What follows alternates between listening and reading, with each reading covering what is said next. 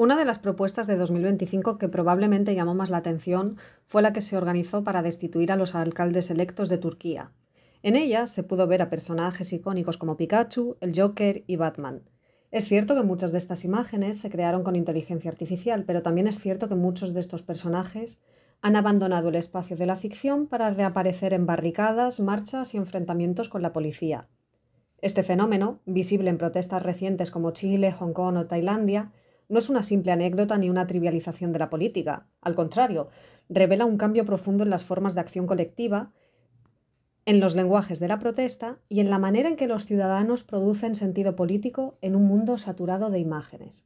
El motivo por el que hago este vídeo se debe a la politización de la cultura popular como estrategia simbólica y política.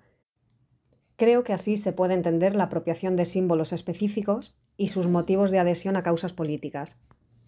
Antes de empezar, quizá habría que partir de lo que significa la cultura de la convergencia y participación de Henry Jenkins, quien sostuvo que en la era de la convergencia mediática, el público había dejado de ser consumidor pasivo de productos culturales. Los ciudadanos participaban activamente en la producción de significado. Por este motivo, remezclaban, reinterpretaban y hackeaban narrativas existentes para expresar sus propias experiencias. Desde esta perspectiva, cuando un manifestante usa una máscara del Joker o se disfraza de Pikachu, no está promocionando una franquicia comercial, sino apropiándose de un significante global para dotarlo de una carga política nueva, situada y contingente. La lucha popular se convierte en un archivo abierto de símbolos listos para ser activados políticamente.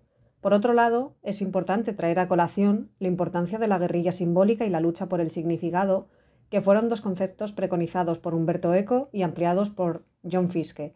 Los dos entendieron que la cultura popular era un terreno de disputa constante.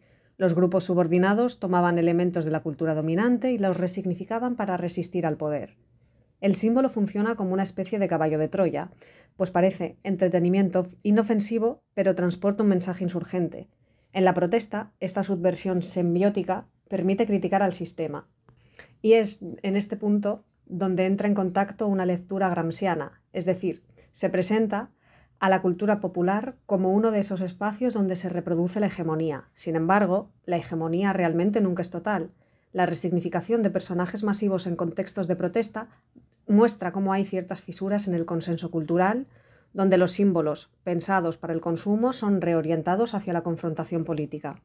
¿Por qué son importantes estos personajes populares? Porque realmente generan vínculos afectivos, ya sea nostalgia, empatía u humor, entre otras muchas. Al irrumpir en la protesta, activan una política de la emoción que facilita la identificación y reduce la distancia entre el mensaje político y su público. Obviamente hay bastantes símbolos, pero yo he escogido a 3 que sí que creo que se muestran muy bien como ejemplo para reflejar ese adherimiento a una causa concreta. En primer lugar, nos encontramos con el Joker como representante del caos contra el sistema fallido. El Joker encarna la figura del individuo alienado por una sociedad que lo ignora y lo margina. Su historia representa a quienes son expulsados simbólica y materialmente por las instituciones, empujados al límite por la desigualdad, la precariedad y la exclusión social.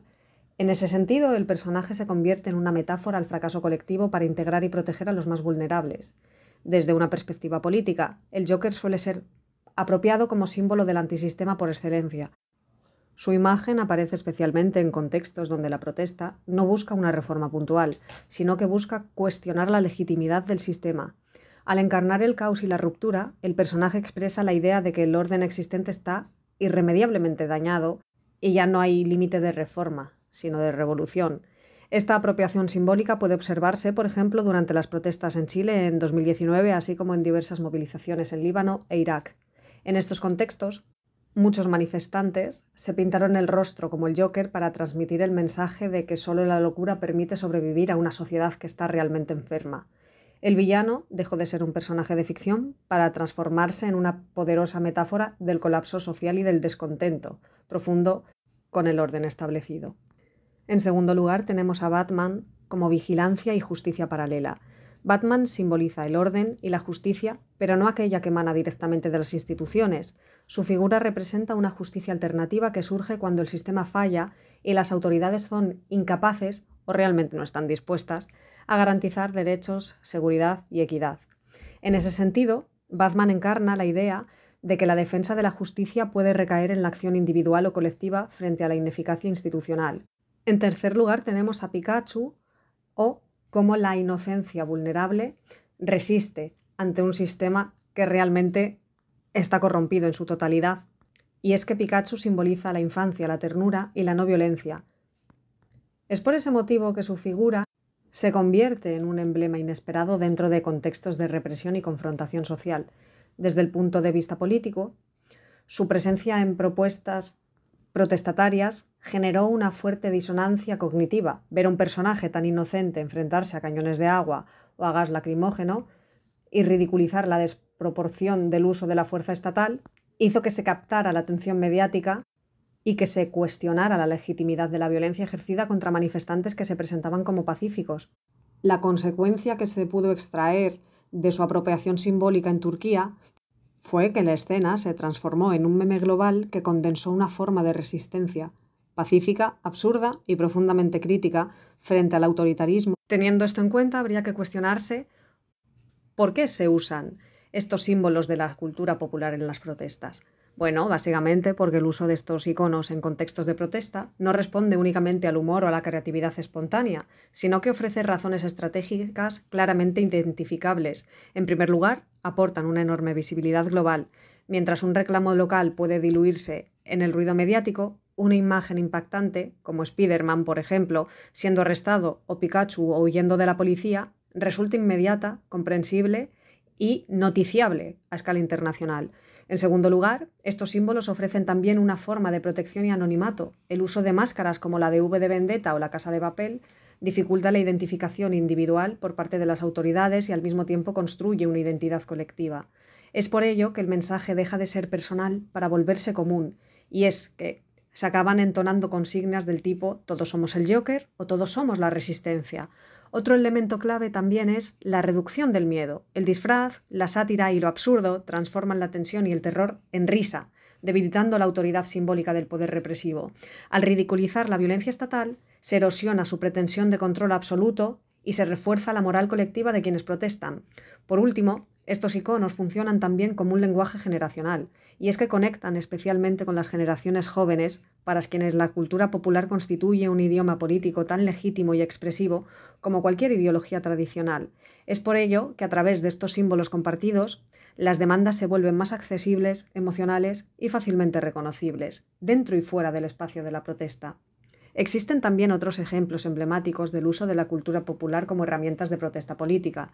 Vemos Tailandia y Myanmar, donde los Juegos del Hambre trascendieron al ámbito de la ficción, cuando el saludo de los 3 dedos fue adoptado como símbolo oficial de la resistencia contra los golpes militares y contra los regímenes totalitarios. Ese es un gesto sencillo, sí, pero es fácilmente reconocible, y permitió articular una identidad común de la oposición y desafió al poder represivo. En Tailandia también nos encontramos con el universo de Harry Potter, y es que también se resignificó políticamente. Hubo manifestantes vestidos como magos que calificaron al gobierno de mortífagos, utilizando la metáfora fantástica para criticar al poder sin hacerlo de manera directa. Esta estrategia permitió esquivar leyes que restringían la libertad de expresión, al tiempo que hacía comprensible el mensaje para una audiencia amplia y especialmente joven, así como también internacional. Vemos también ejemplos de One Piece, y es que también se ha convertido en un símbolo de protesta, tanto en Perú como a escala global. La bandera de Luffy se asocia al anhelo de la libertad absoluta y a la lucha contra sistemas opresivos, y esta ha sido adoptada por la Gen Z como emblema de rebeldía frente a las élites políticas tradicionales.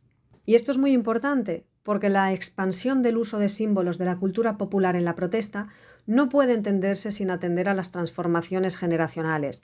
Para los más jóvenes, especialmente millennials tardíos y la Gen Z, la cultura popular no es un marco de entretenimiento, sino un archivo afectivo y político. Sus marcos de referencia no son únicamente los grandes relatos ideológicos del siglo XX, sino narrativas fragmentadas, seriales y transnacionales.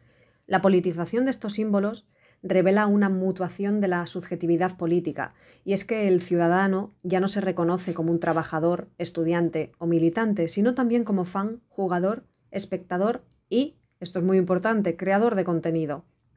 Guy Debord afirmó que la protesta contemporánea operaba dentro de la lógica del espectáculo, y es por ello que hay que tener en cuenta que la protesta se vuelve performativa, es decir, hay disfraces, coreografías, referencias cinematográficas y gestos reconocibles que convierten la calle en un escenario donde se disputa la atención pública. Hay quien cuestionaría esta herramienta, pero es que realmente la performatividad que se lleva a cabo con estos actos no sustituye la dimensión material del conflicto, sino que la amplifica. Ahora bien, la utilización de símbolos de la cultura popular en la protesta política no está exenta de contradicciones y riesgos, y es que una primera tensión importante es la despolitización aparente, pues al volverse viral o llamativa, la imagen de un personaje como Pikachu o Spider-Man puede ser percibida simplemente como simpática o entretenida, reduciendo su mensaje político. Otra tensión que hay que tener en cuenta es la cooptación comercial, y es que las industrias culturales tienen la capacidad de reapropiarse de estos símbolos politizados, incorporándolos nuevamente al mercado. De este modo, lo que surgió como una protesta puede acabar transformándose en un producto consumible. Y finalmente existe una ambigüedad interpretativa, y es que hay ciertos personajes, como el Joker, o incluso ciertas figuras del anime, que pueden ser leídos de maneras opuestas. Algunos los pueden ver como crítica al sistema, mientras que otros lo interpretan como una glorificación de la violencia o del caos. Esta ambivalencia, al final, acaba obligando a reconocer que los símbolos de la cultura popular no ofrecen mensajes unívocos, sino que se inscriben en un campo de disputa constante sobre su significado y su uso político. Y para ir cerrando con el vídeo, uno de los aportes centrales de la cultura popular en la protesta es su capacidad de traducción, y es que estamos en un mundo fragmentado lingüísticamente y culturalmente, pero estos símbolos realmente funcionan como puentes semióticos. Al final, un Pikachu reprimido en Turquía puede ser comprendido emocionalmente por un espectador de América Latina o de Oceanía, sin necesidad de entender un contexto histórico detallado. Esta traducción no elimina las particularidades locales, pero las vuelve inteligibles dentro de una narrativa global de injusticia, resistencia y dignidad. Creo que queda bastante claro que los símbolos de la cultura popular facilitan una comunicación universal de experiencias de opresión y lucha, conectando comunidades diversas y construyendo un lenguaje compartido de protesta que trasciende fronteras y culturas. ¿A vosotros os ocurre algún símbolo más? Os leo en comentarios.